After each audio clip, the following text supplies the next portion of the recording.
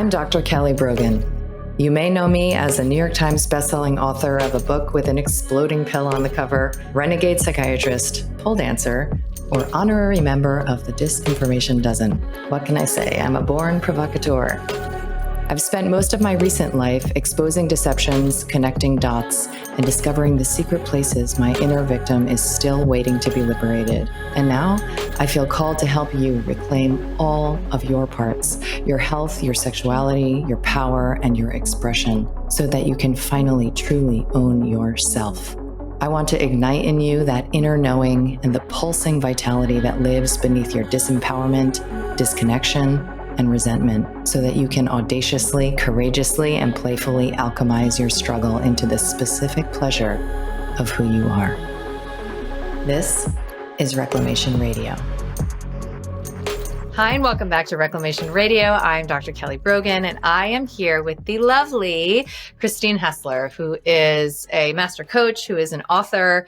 And I was first introduced to her work when I bought one of her programs called Be the Queen. Mm-hmm. And it was at quite a dark moment in my journey. There have been many I would describe that way.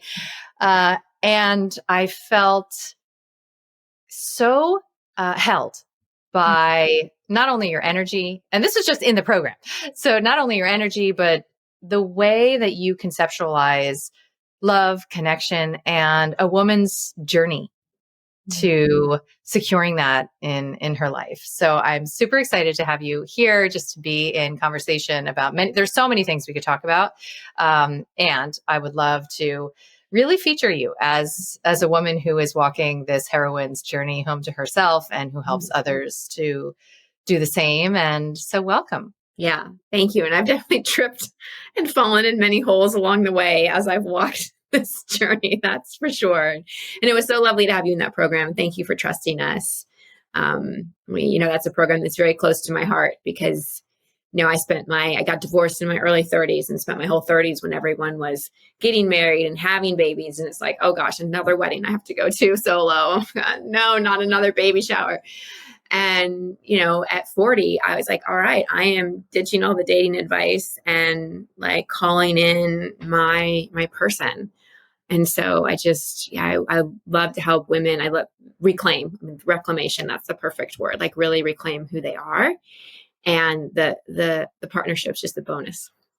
Yes, exactly. So I remember the first time I was sort of encountered, it was through a coach I was working with, encountered this concept of readying, which I want to talk about the shadow of that too, but readying for healthy love. Mm-hmm. And sort of the good news and the bad news is that it starts with you, right? So that's like really fucking annoying to hear when you're in the more desperate grips, whether you are in a relationship and like seeking the secure attachment that may or may not even be available there, or whether you're single and, grappling with the uncertainty of whether or not a partner may ever even arrive. The most annoying thing to hear is, well, it's essential that you learn to love yourself first. Right. And, part of why I really appreciate, probably because of a lot of what you've been through, which I'd love to, depict a bit. You seem to get that there is a razor's edge that we walk, right? And it can be, just part of the self-rejection that we're used to engaging, to say that you need to do something, you need to be something, you need to fix something about yourself in order to be worthy or even ready for love. Right. So I'd love to, hear your perspective on this self-love journey. Maybe you could also share, sort of like how it's looked, because I also know we hadn't ever talked about this, but I also know that you are very familiar with my world of deep prescribing and reclamation from the Guild of Psychiatry, and have had your own journey even in that regard. So this idea of coming home to yourself, of being, the one you're seeking, is something that you've iterated over decades of your life in order to arrive to this place of understanding how women can interact with this concept of self-love in a way that isn't ultimately self-rejecting, right? This like a project that never ends and just keep working on it. So yeah, so I'd love to hear a bit about your self-love journey and what that's looked like. Oh, I love this so much. There's so much that is in what you're saying. And I'm sitting here going, yes, yes, yes, to so much of it. So, okay, let's see, where do I start? I formed a very strong belief I was broken at a very young age. There were pieces of it, but it really got cemented in at 11 when I got put on Prozac. It was like, something is wrong with you. Like, and some people might be like, wait, 11? Mm-hmm. Mm-hmm. Yeah. Right. Yeah. And I saw this all the time. Yeah. Yeah. And it was like, and my parents, bless them, they took advice from doctors they trusted. They, what was really going on from my now having hindsight is there were two things happening. Huge empath, very, very, very, very sensitive kid without the tools to process that. I still have a very sensitive nervous system, highly empathic, and gluten intolerance. Those two things combined, and just feeling everything that was happening, some trauma that happened as a child. There was just stuff. Anyway, it's part of my journey. I have no anger about it now. But having that be part of my experience at 11 formed a very I am broken story. And I think most people have some of that. Either I'm broken, I'm not enough, something's wrong with me, I'm unlovable, I'm undeserving, I'm unworthy. These are core misunderstandings that most humans buy into to some degree or another. And to me, like, if we talk about self-love, in so many ways, it really is about self-reclamation. So my journey to self-love wasn't really about like affirmations or even like taking better care of myself or anything about that. It really was healing the trauma. That's what it was about.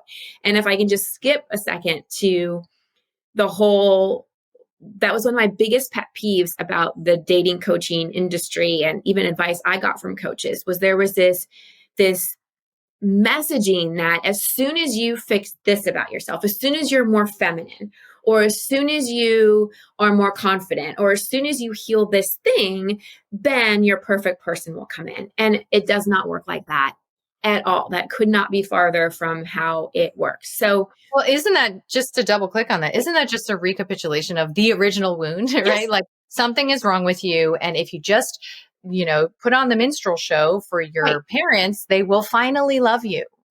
And women, like one of our superpowers as women is we're highly adaptive. That is a superpower of us. However, the shadow side of that is we're too adaptive, and our adaptivity becomes a survival strategy. And we lose sense of who we really are. And we become who we think we need to be safe, to be loved, to be validated, to fit into all those types of things. So to me, if we look at like the journey of calling in partnership, it's really just a reflection of where you are with your healing journey and like what inner child wounding is still playing out subconsciously. So in my own life, I can look at every relationship. I've been engaged 3 times, married twice, divorced once, still with my second husband.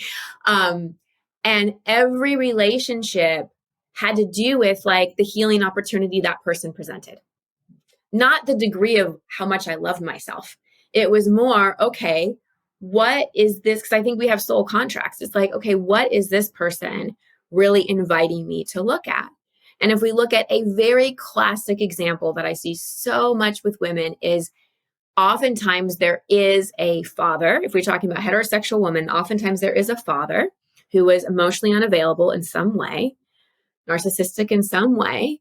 And it's like, what song and dance did I have to put on to, get his attention?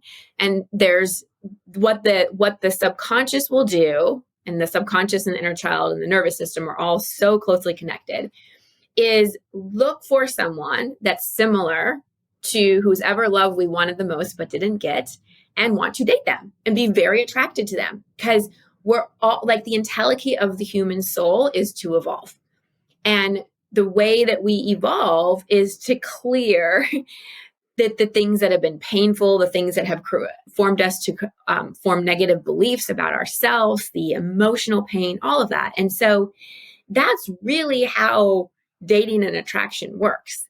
It really isn't about like how much you love yourself. So when I really want to help women call in their person, it's not about fixing anything. It's about looking at what your inner child may still be longing for and may still be trying to like play out by calling in a certain type of person. And so it's about coming home to yourself. It's about being an incredible parent to yourself, because like then you attract at the place that you're at, right? So because I think all of us can think of many examples of people that have gotten into relationships, and we can look at that person and go, yeah, they don't love themselves very much. Like there's kind of like a hot mess going on. So if the formula was just self-love, it would be a lot easier. So to me, it's really about healing. And so for my journey, not just in terms of my husband, but just in my evolution as a soul and as a human being on the planet, it's been, okay, outer experience is a reflection of inner reality. Like whatever I'm drawing in right now or not, wherever there's a block or where there's things coming in is a reflection and an opportunity to go, like what inside of me is seeking to become conscious? Like what from my unconscious or my childhood is like seeking to be known by me so that I can really like heal it. And healing to me is, and I take this from my spiritual psychology degree, healing is the application of love to the places inside that hurt. So we don't heal by sitting around and psychoanalyzing ourselves and blaming people or anything, but just really loving and reclaiming. And instead of having parts of our psyche, our inner child, our subconscious stuck in the past, still wanting XYZ from dad or XYZ from mom, we give that to ourselves. And we have a healthier relationship with ourselves. And then we attract the healthier relationship with another person. So to sum it up, I would say it's more about our relationship with ourselves and our relationship with all parts of ourselves that's going to draw in the most healthy relationship externally. Totally. I couldn't agree more. And I have played with different definitions of self-love because I think not unlike love as a concept, it's highly subjective. There are so many different potential interpretations of what that even means. And I think, especially in a lot of our confusion in the current moment of self-development and, in the wellness space and whatever, self-love can sometimes feel like, really fierce boundaries and like a big fuck no. And sometimes it can feel, like, oh, it's baths, rose petal baths. And, it's anointing yourself with oils or what, what is it? And I love this idea of the recollection and embrace of your parts, like bringing yes to wherever there was a no. Wow. Inside. That, if I had to define personal development work from like the way I do it, it would be reparenting. Like the really archetypical mother and father, like reparenting self. And in reparenting, there's boundaries, right? There is that. But I think that a lot of times, because self-love seems like an elusive thing and people actually don't know how to do it in a way that's relational with themselves. Like we think about relationships with other people, but we often don't know how to be relational with ourselves. So it doesn't matter how many rose petal baths I'm taking or how much I'm saying no to people. What am I telling myself inside? Like, how am I treating myself? How am I with myself after I set those boundaries? Like, how do I take care of the tender parts of myself? How do I take care of the rageful parts of myself? It's really like, how do we parent ourselves? That's to me what self-love has been. Yeah, I totally agree. And in that listening, in that inner witness, I call it self-husbanding, but in that orientation towards the self, you are better able to translate an inner yes to an outer yes, right? And be consistent in that alignment. And of course, vice versa, that little no inside can be articulated instead of split, like continuing, right, to live in this split. So I'd love to track back to a bit of your journey, and I'm sure this could be an entire conversation, coming off of psychotropics. I don't know if it was, one or multiple meds, because it was decades, right, that you were medicated. 11 till I got off of them like around 29 or 30. But it took a couple years to do that. Of course. Yeah. So I'd love, for your reflections on like what initiated that, because I'm always studying the readiness that, women experience to make the transition from a medicated consciousness to begin that journey, home to themselves. And, sort of what you felt was ignited even by the discontinuation and then moving forward into your career, helping others walk this path. Well, I think it was a few things. For so much of my life, my survival strategy was achieving things. And I lived very neck up. And by my 20s, I've been on, you name the antidepressant, I've been on it, unless there's new ones that have come out, but which I'm sure there are because, but by my 20s, I was on an antidepressant, and not every day, but often a benzo. So often an anti-anxiety as well. Which I find is very common among empaths, like just dealing with like a high degree of anxiety because we have such sensitive nervous systems.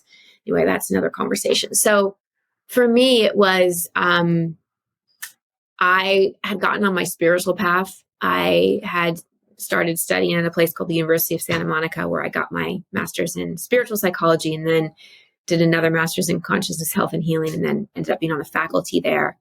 I was married to my first husband at the time, and he was a very safe person. So I had like a safe home. And I had a really awesome coach who, coach is like an understatement. I feel like she was like Christ consciousness incarnated. She is no longer on the planet. But just a really like fierce love who's like, you can do this. But it was internally I just noticing things like I didn't have great memories. My recall was good, but there were like things from my teens and my 20s my sister would tell me about, and I'm like, what? I have no idea. I have no idea that happened. And I just gotten really into health and well-being, and my liver was really not in a good place. And there was just a lot. It wasn't just antidepressants. I had headaches every day. I was taking tons of Excedrin and pain stuff. I took hormones in my teen years. Like it was just, there was a lot. And so I just got to the point where it was an empowerment move to go, all right, like this is my body, right? Because when we're kids, other people make choices on behalf of our body. And I really wanted body autonomy. I wanted to just be like, this is mine. I reclaim this. I was aware I dissociated a lot of my life. Like I actually want to get back in my body. And because of my coach and because of my training, I didn't fear feelings anymore. Like I was willing to go to my rage. And really one of the most important things, there's the technical things, like I didn't have alcohol, I had a cleaner diet, like anything that would have made it harder, I just took off the table. But the thing that really was kind of the doorway was, can I walk through the fire? Like, am I willing to really sit with my rage? Because I think as women, we can access our sadness, but the magic is in our rage. And I did like anger work, like anger release every day for, I would say, a year, because there was just a lot in there that I needed to move, and I needed to show myself that I could like go into the feelings and get to the other side. And that's why in Expectation Hangover, my last book, I talk about feelings being waves. You just have to be the surfer and ride them through. And so when I saw I could do that, first with the assistance of practitioners, but then by myself, it's like, wow, like these feelings aren't so scary anymore. So, but it was really just an inner decision. It was an inner decision. And I think when we decide, like fully are like, yes, like I'm committing to this, the how isn't as important. It was my commitment. And I didn't have a position of like antidepressants are bad. People shouldn't be on them. Anyone who's on them is weak. Like I didn't have any of that. It was more, I want to take my body back and feel, God, I've been on them so long. I just wanted to feel what it felt like not. And the final thing I'll say is I also didn't have I will never go on them again. I also let myself have, for lack of a better word, permission that if I tried and it was really bad and really awful, like I wouldn't shame myself if I went back. I ended up not, but I think having that permission and not having, because I can be really hard on myself, an inner critic. She's, I call her Candy. We've had moments together.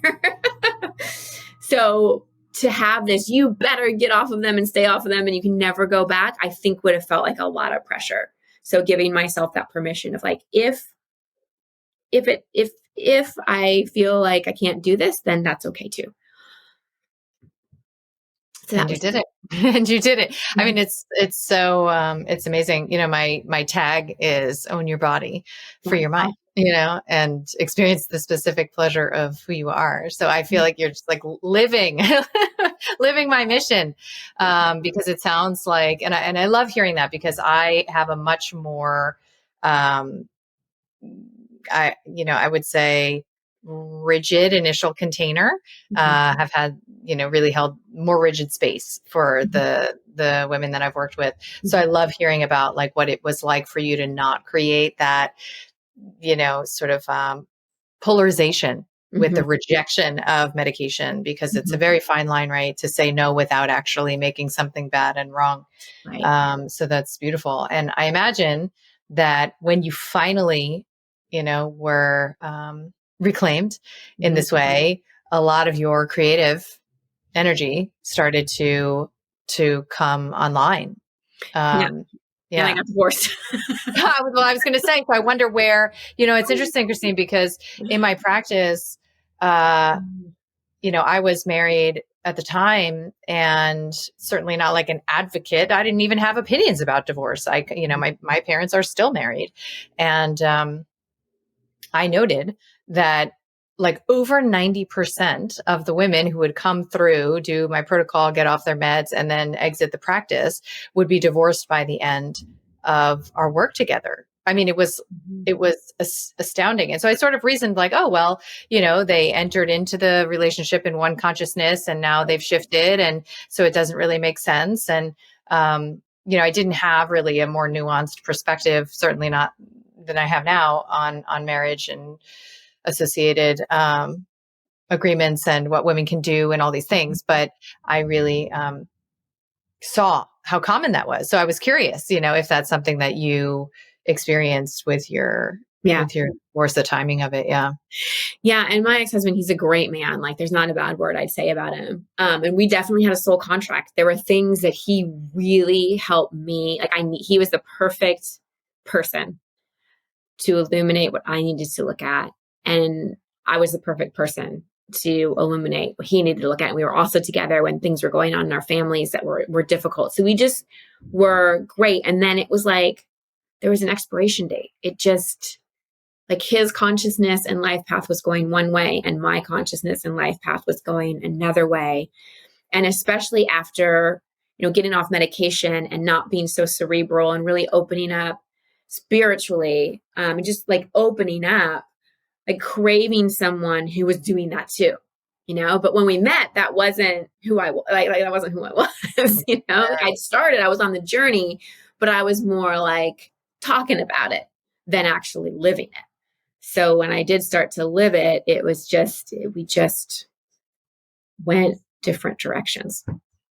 I wonder, I don't want to like put you on the spot pedagogically, but I actually have notes like from your program, because I loved this, how you, and maybe you, I don't know if this is yours or your framework or whatever, it doesn't matter. But I was just going to read literally like these different kinds of partnerships that you describe, because I think it's extraordinarily helpful. I mean, I've come to believe in like marriage for life. So that's funny being twice divorced how I got here. But, I've come to really orient towards that and advocate for that. And, this is sort of like my later life advocacy. Mm-hmm. However, I have lived several of these archetypal partnerships you described. So, okay. So maybe you can flesh them out just a little bit. And this is meant to be like a workshop, but like you talk about issue-based relationships, compatibility-based relationships, journey mate relationships, very, close to home, fantasy-based, also close to home, and side-by-side partnership, which seems to be, the holy grail if there is one. So when you're talking about, the expiration date and this concept that a relationship can be of a certain type and play a certain role in your life, it sounds like there are different categories that people fall into, and they're pretty, archetypal. Yeah. So I came up with those. That actually is mine. I came up with that, whatever that means, when after my divorce, and I had been coaching people for nearly 10 years at that time, and seeing all the relationships and living those out myself, except for the side-by-side one. And the issue-based one, just to go through them briefly, this is the one where the chemistry is like insane. It's like a drug. This person's like a drug. But with that comes just tension and fights, and like your issues and their issues go perfectly well together. Like if you had a father that cheated and that person is a cheater, but you're just so attracted to them, it's like they just go together.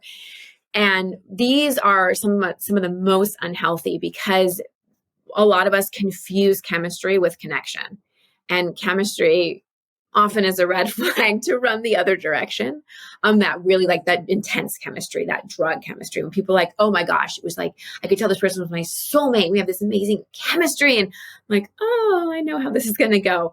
Yeah, so exactly. Because what it is doing is it's bringing up the stuff you don't really want to look at. And it takes that intense chemistry for you to like actually go there. So issue-based relationships don't tend to last unless both people kind of separate, do their own work, heal the issues that are perpetuating all the inner child woundings.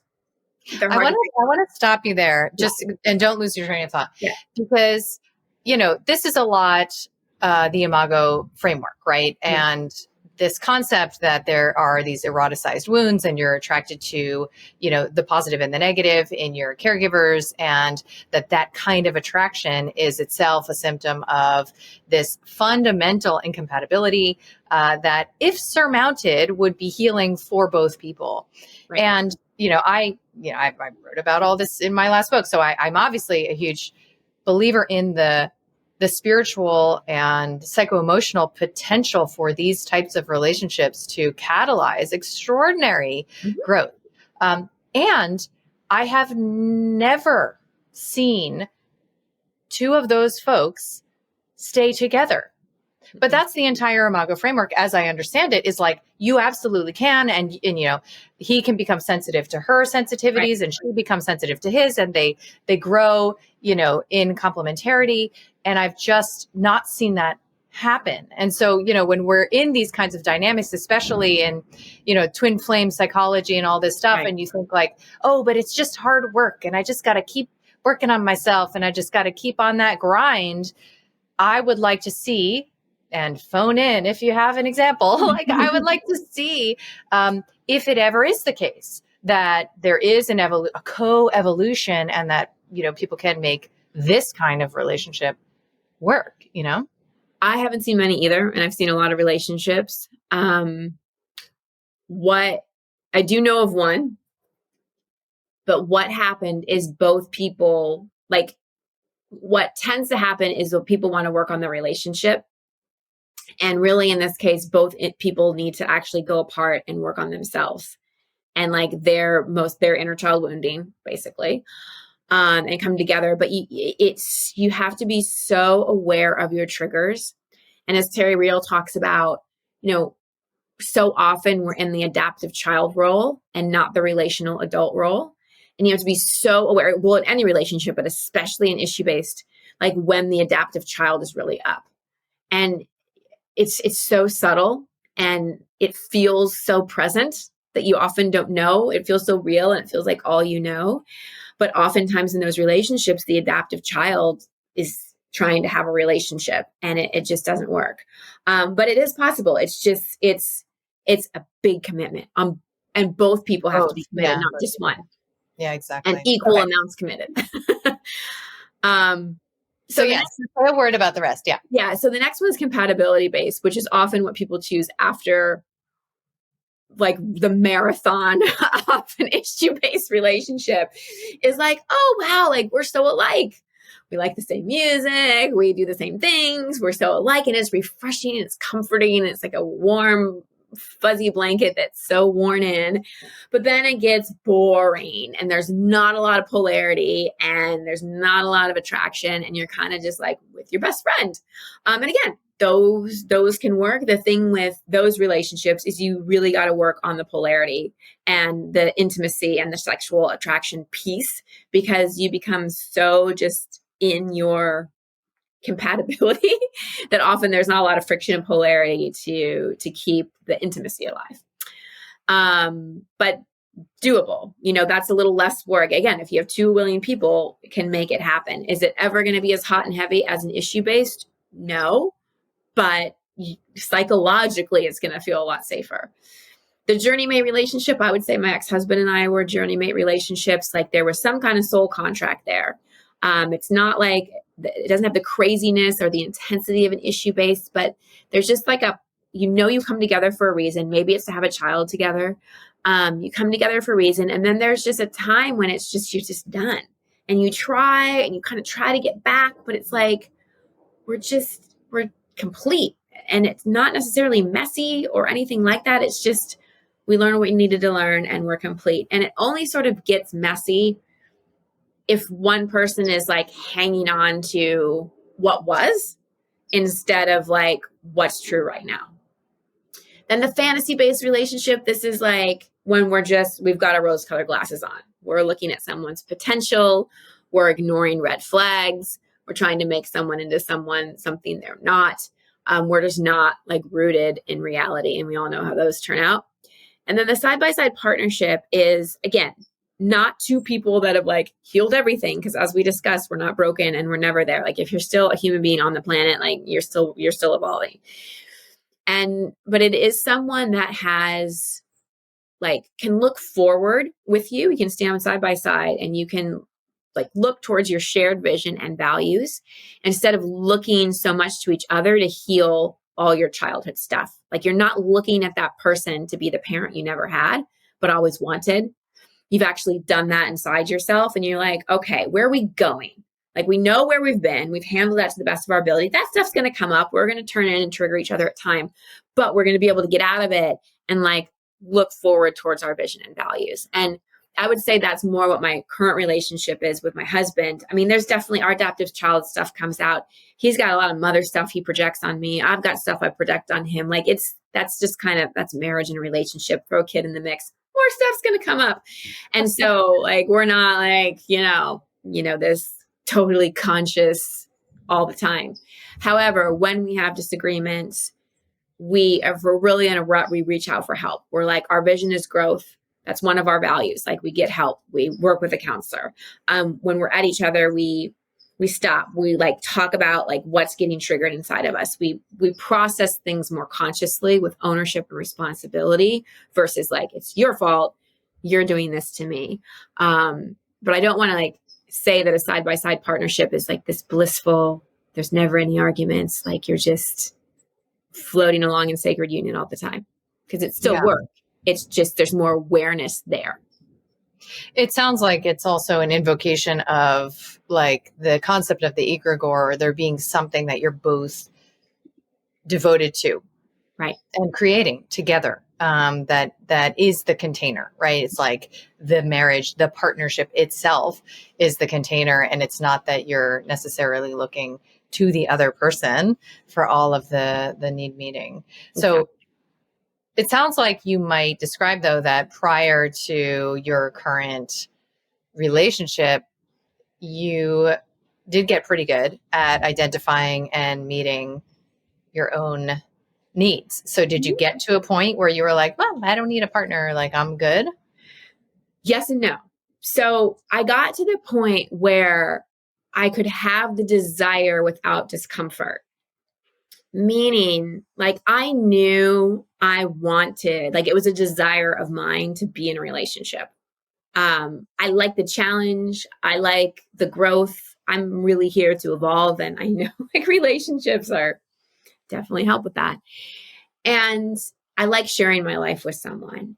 But I where I got to when I really when Steph came into my life was I could have the longing without the suffering. Like I could long and say, yes, this is something I want. And I am not, I can feel longing without pain. Because when I was in that place of I'm single, I'm happy, I don't need anything, that wasn't 100% true. And I think when women especially get themselves to that place, if it is their heart's desire to be in a relationship, you're not being honest, right? So that it does cause an energetic block. So yes, be in the place where you're loving your life, but keep your longing. Like longing without suffering to me is the sweet spot. Yeah, I have found in my own journey that longing is one of the most overwhelming of all feeling states. I mean, when I would practice just feeling longing, like I would like lay back on the couch and it would feel like a geyser, like a train was running through my body if I really allowed myself to feel it without translating it into action, right? Like, you know, what should I be doing to better my chances? And I do think a lot of the shadow of manifestation falls into this category, because to sit with the longing and allow it to exist is to open yourself to one of the most kinetic of all emotions. And it takes practice, I would say. But it does bring you to the place where you can access, you know, David Data calls it like the feminine essence of being full and wanting more. Like, how can you, right? Like tap into that fullness and then also play with that, with the desire. Right. So in the encounter, and I've heard your story, and it's fantastic, but like in the encounter with Steph, how clear was it to you that this was going to be a different kind of connection? Oh, from the get-go. Mostly because I saw myself not doing things that I'd done in past relationships. Mainly try to be what I think he wanted me to be. I was just like, this is me. Those beads you're wearing look ridiculous. Like you're not a monk on the mountain. Why are you wearing those? You're about to meet a bunch of my friends. I hate them. Instead of being like, oh, really? We joke about the story a lot. Maybe we told him to be the queen. And this is like day 4, because we got introduced. We had a 3-month relationship over WhatsApp, hadn't met in person, moved in together that day, married 3 months later. But so the story I'm telling you about the beads is like day 3 of us being together. And I saw him put those on and I'm like, all right, this is it, Christine. Like, are you going to say it? Curate, curate, perform. Right. Because I was like, I had been and I love David Data and all that stuff on femininity. But in some ways in my mind, it got muddled and like I'd turn into this 1950s, like, yeah, I love what you're wearing. And I think there's a difference between emasculating and just being like, the way I said it is like, I think I said it like, those beads are a lot. We're about to meet my friends for the first time. Like, I know I shouldn't care what they think, but I do. So like, do you mind taking them off? It was something like that, and any healthy man isn't going to be emasculated by that. And I was like finding my way, you know, between that, the places that would flip flop in old relationships, between that emasculating, controlling thing and that like, I'll just be whoever you want me to be while silently building resentment and making myself sick inside. That sounds great. So I had to find my way. But that's not a particularly romantic moment, but those were the times. Like I can think of several times where I just spoke up about what wasn't working for me in the relationship and what I really needed. I didn't just complain. I'm like, this is what I need. And he heard it. And Steph is not a pushover. Oh my gosh. He's like very sturdy in his masculinity.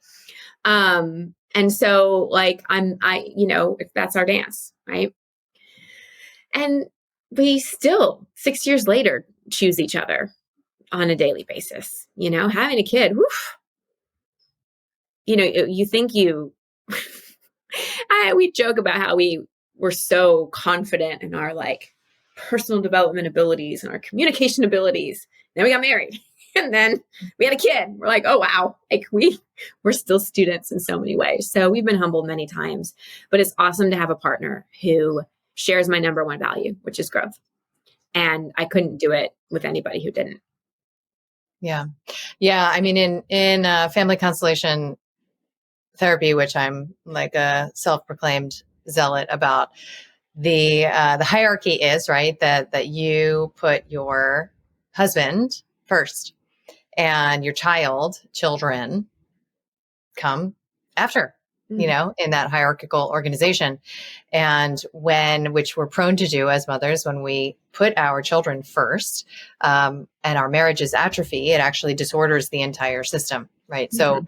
So, this kind of foundation for realness and,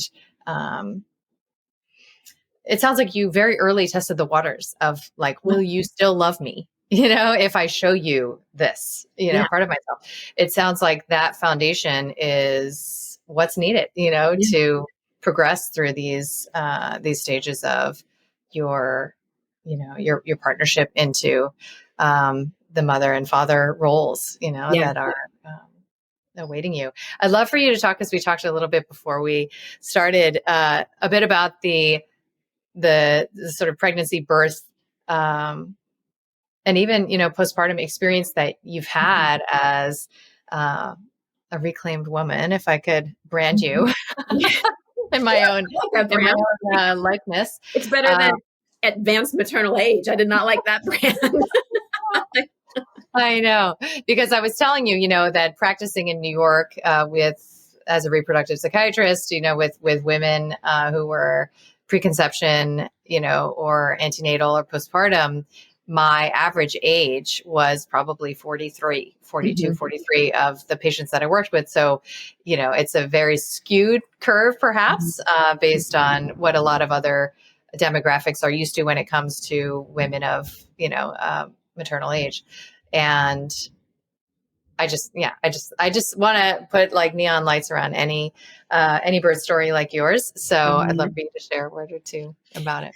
Yeah. Well, it's interesting. Like having a baby wasn't I have to do this. Cause a lot of times people would be like, well, if you want a kid, you don't have to wait for a partner. And I was like, no, that's not my priority. Cause I believe there's lots of ways to mother. Having your own biological child is one of them. And I felt like there were ways I was mothering in my life and my career. But I also felt Athena, that's my daughter. I felt her around me. And she really started to come in strong when Steph and I were introduced. And after my divorce, a few years after my divorce, I think I was like 34, I did freeze my eggs. Not because I wanted a child, for sure, but because I know myself. And I have a part of me, my inner critic, Candy, again is her name, who loves to shoulda, coulda, woulda me. And I'm like, all right, Candy, here's what we're going to do. We're going to do this egg freezing thing, because if I get to my 40s and that's when I meet my person and I can't get pregnant, I'm going to beat myself up over this. So we're going to do this. Now, funny story, I didn't use those eggs. They're still chilling in Beverly Hills where they're frozen. Didn't need them at all. So we were married for about 3 years or so, and Steph was a yes on a child. I was still an I don't know. And the biggest reason I was an I don't know is because, my whole life, as we talked about, anxiety and worry and even depression has been something I've chosen to just be mindful about and know that there's a tendency for me to go there. Is it a biochemical tendency? Is it a learned tendency? Is it a karmic tendency? Who knows? Who cares? It's there. And so my fear was that I was going to have this baby and have something I love so much and be a nervous wreck the rest of my life. Because one of the things, when I love deeply, I care deeply. And as a child, I paired worry and love together. Like if you love, you worry, not just a little bit, a lot. And so that was part of my resistance of like, can I handle the love? And I actually went to, for the second time, Dr. Joe Dispenza's advanced retreat and really stepped into like, all right, let me just get out, because I'm totally in fear and I don't want to make a fear-based decision. Let me just get into coherence and make a love-based decision. And it was a yes for me. So that's sort of the backstory. And then it was at that retreat, we actually conceived for the first time. The first time we tried, conceived. And I was like, whoa, that happened quickly. And then 8 weeks later, I had a miscarriage. And I really had to be mindful of, even my midwife at the time, who wasn't my midwife for Athena's birth, was like, well, your chances, because you're over 40, are like 70%, that you're going to miscarriage. And I was like in the middle of it and going, what part of this is making me feel better? Like zero.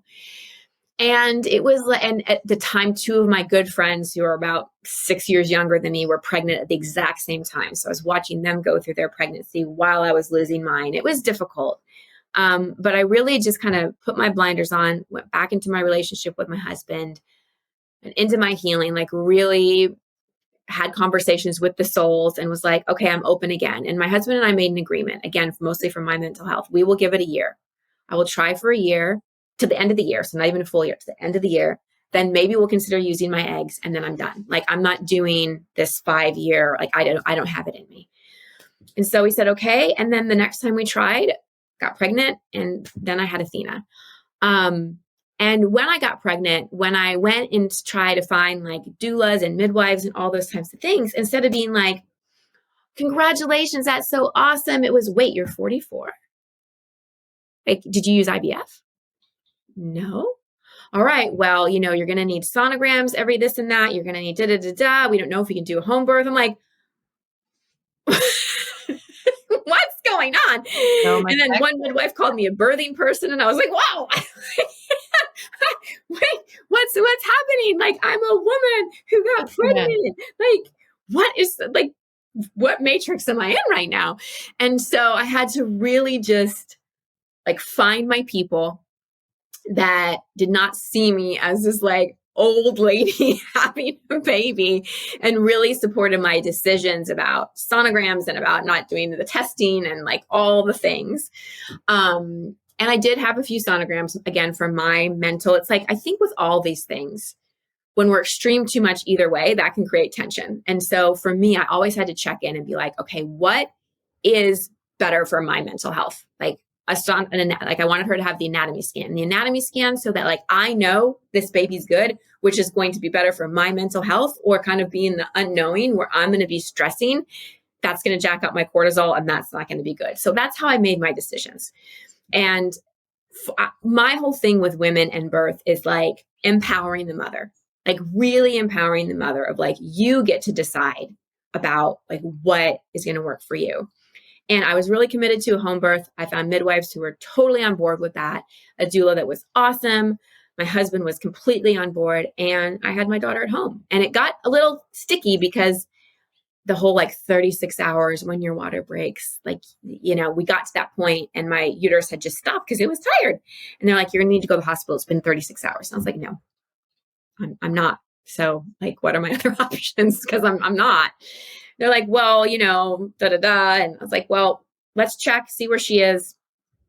And she was ready. I was fully dilated, and I just pushed that kid out without contractions. I'm like, we're having this baby at home.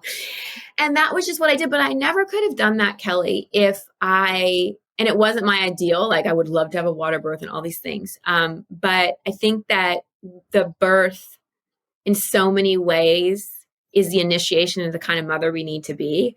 And like that particular journey for me, like had me tap into a warrior part that I had not accessed before. And I have to say, after that birth and after having Athena, my relationship to anxiety has completely shifted. Yeah. completely shifted. Sorry, that was a very long story. Oh my gosh, I could listen to this all day. No, I mean, it's fascinating because, I have tended to, as I mentioned, create very strong boundaries. And now as I, with the system, Yeah. it's sort of like, it's all or nothing kind of a thing with Right. pharma, with interventions or whatever. Yeah. And now There's I some see things, yeah. it more as like an arc, like a maturational arc, and when I Yeah. talk to, I don't know if you know Yolanda Norris Clark, I've had her on the Mm-mm. pod and she's an ally of mine. And, she's had 10 babies and, went from these kinds of warrior, because I relate to that a lot, Yeah. this kind of like warrior archetype, natural birth to a several actually blissful births.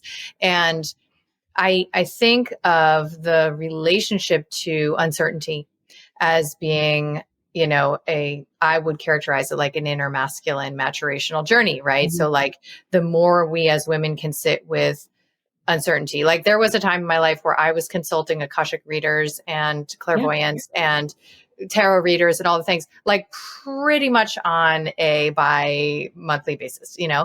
and it was very normalized, like in my friend group and all the rest. And I now see it. I'm about 2 years on the wagon.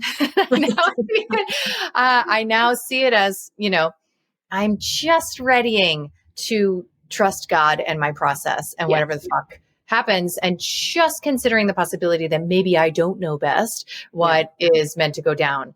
But to access that with a first pregnancy, it's also right, like who we surround ourselves with. Like I didn't know anyone who'd had a home birth when I was pregnant with my first, and I had a natural birth, but it was a very, very marathon like, like I'll, bad bitch kind of my way through it. And if I had known, right, like one woman, honestly, I mean, I was so in the matrix at that point.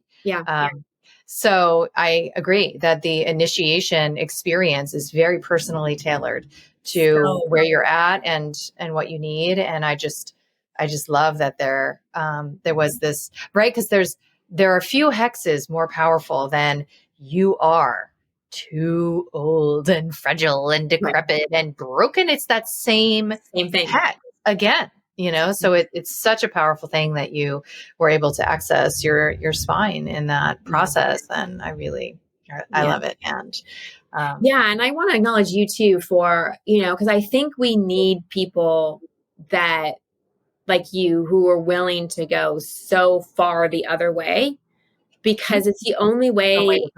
It's the only way that like we can get people's attention. Sometimes we have to like really scream something until some people are listening. And I think that's a natural thing. We go over here because we've been so far over here, and we need to somehow come back to the middle. I mean, we're seeing this play out right now so well in so many ways. And I think it's fine to still have things like, there's certain things I'm a strong no on, where there's like there's just not negotiation. And, but what I think is important, and what both of us are saying in so many ways, is like, it has to be your inner no, not anyone else's. Like it's your yes, it's your no, what you really like, trusting ourselves inside. And I think that's one of the things that so many of us have gotten away from, is this ability to trust ourselves, to trust God, to like, and to like inner source rather than outsource our answers. Because I did that too. And still at times I'm like, well, maybe I'll just call this one psychic and of course, see what they have to say. Just to confirm. Right. And then it comes back to, again, like growing that capacity that you tapped into when you were readying to deprescribe, that capacity to just be with whatever the hell you're feeling, right? Because often we invite that worst case scenario into our present experience. And it's all in the imaginal realm. Like we're already experiencing it, right? So the reassurance is almost, misplaced desire in ways. So I love the arc of your journey, and I know that it is informed to a tremendous extent your capacity to be there, for other women who are at various stages in their professional careers, in their health and wellness journey, and in their don't want to say search for love, their contact with Yeah. self-love and relational mastery, really. So I'd love to know, what's alive for you now. And I know that you are still in the penumbra of your motherhood initiation. And I imagine doing that notorious dance between your role as entrepreneur and wife and mother.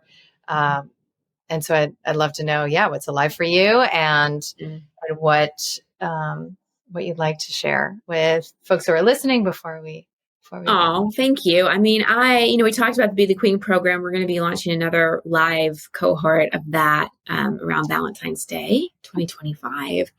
And, what really is alive for me now is surrender in so many ways, especially I've been a coach for 20 years. I've done all the things. And I'm seeing the coaching industry, especially, become kind of a celebrity industry in so many ways. And so what I'm working on and kind of what's brewing, one of the things that I see so often is coaches who are really amazing, but don't want to do the marketing, like struggle to get clients. And then clients, listeners, people out there who want the right practitioner, whether it be a coach or a therapist or somatic practitioner or whatever, and they don't know how to find it. And that's what I'm working on solving right now. Is helping coaches really build and helping people be matched with people that are really great fits. Because I'm in the point in my career where I'm thinking more legacy of how do I really help and share and take this work into more hands and have more people benefit from it. So stay tuned on that. That's something we're working on right now. But I have my podcast, which you're going to be on over at And On With It, where I do both interviews and I coach people live on the air. So if you want some free coaching and therapy, check out over at And On With It.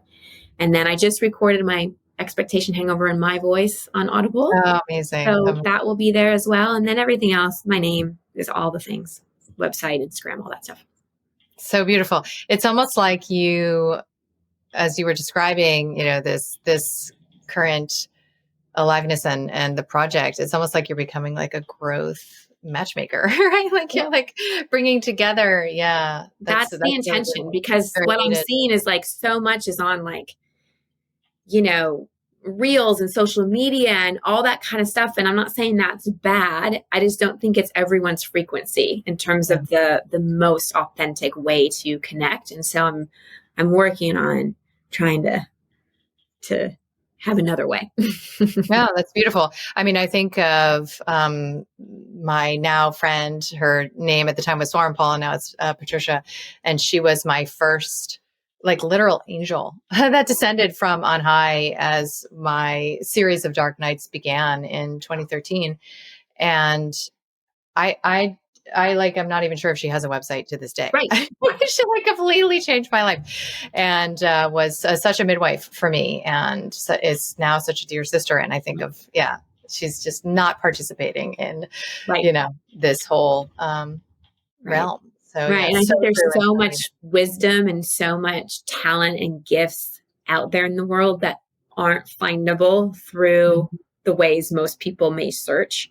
And so that's what I want to do, is help highlight those people. Very cool. Well, we will have all the things, all the links in show notes. Of course, it's such a pleasure to connect to you. Oh my gosh. And I'm really, it's so beautiful to have a colleague and an ally who also just completely speaks the language I've been steeped in for so many years, personally and professionally. So it's really, really beautiful. And I look forward to chatting with you on your end. Me too. Thank you for having me. Thank you.